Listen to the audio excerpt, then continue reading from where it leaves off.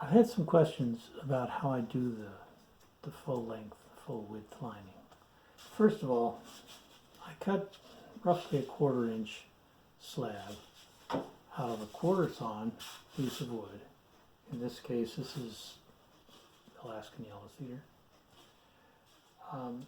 And then I kerf it, and then I use it. It's fairly straightforward. I use multiple varieties of wood to do this. One of the first ones I tried was poplar. And poplar is nice. It works pretty well. It's a wood that is able to bend around corners easily in, kerfing thickness without breaking apart. And it's fairly nice. It's a relatively inexpensive wood. And sometimes you can get it in this dark color, which is kind of cool. Another one is simply pine.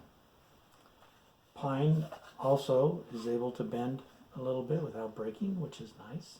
It's also relatively cheap. The only issue is finding it in clear lumber without knots.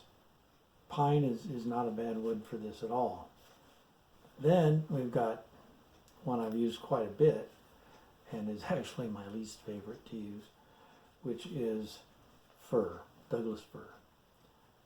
Douglas fir is nice in some ways, and it's a relatively hard softwood, as it were, and as such, it gives you a good reflective surface on the inside of the instrument, which is nice to have.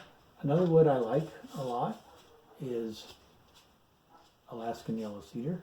I've made guitars out of this, tops, backs, and sides, and I have no problem using it at all for the lining. I've used it for bracing. That's what I'm going to be using here and showing you the next thing, which is the jig. Now the jig is a little gizmo that attaches to the radial arm saw and allows me to cut even kerfing. Now it does this by a couple sets of hold downs. There are springs over here that hold the wood up against the fence, and there are springs here which hold the wood down against the surface of the jig. Now, all that's fairly straightforward, and you can go with just that. Just make a little mark here and just line it up every time before you cut it. I wanted to do something a little bit less tiresome, I suppose, and make a setup to where it automatically went in, set the depth of cut, the width of cut, I suppose, automatically in a sense. It's not totally automatic. But what I came up with was a keyway, and a keyway that has a spring. Don't know if you can actually see what that's doing. It's moving this dowel in and out. Now, on this dowel is a fixed brass key.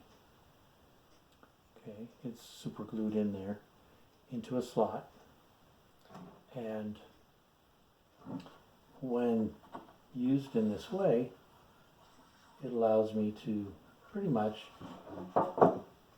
cut identical spacing on here. And then actually what I usually do is I cut this a tad thick, and then I run it through the thickness sander to get it to where I have a nice thickness here. Be careful when doing that though, because you can easily go through and now you've just got a whole bunch of little cross-grain strips, which doesn't help. So I'm going to set this up. Okay, so setting this into the slot in the table saw for the fence, lining it up with the blade,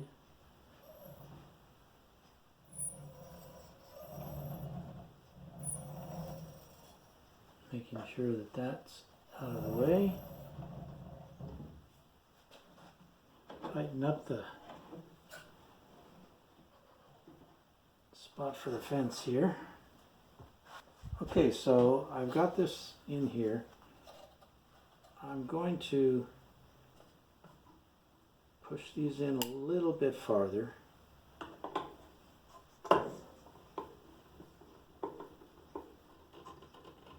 Tighten that up. That shouldn't move. Now, there's no moving this backwards.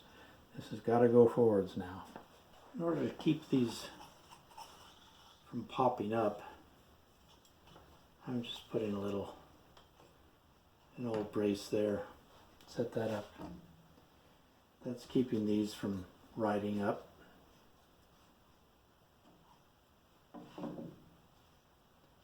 And now we just do this. So I've already cut the first few ones of these. So I'm going to push this in, go past, all the way to the last one. You see that just popped in. So now I can do my cut. I've already set the depth on this saw. So here we go.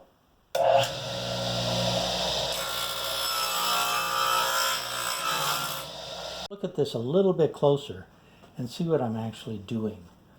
Okay, obviously I'm pushing the piece of wood in here until it comes in contact with the key over here.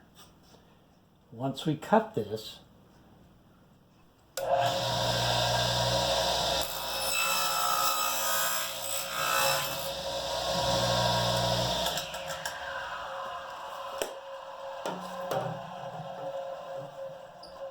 okay, so we've cut the first slot. All we do at this point is push in this button. That pushes the key back out of the way. And we slide this in until it pops into there. Now I have a stop here. So there's a little stop right there. That keeps it from popping right out and shooting me in the foot or in the stomach, as the case may be. So that's really all there is to it. Keep everything snug and tight.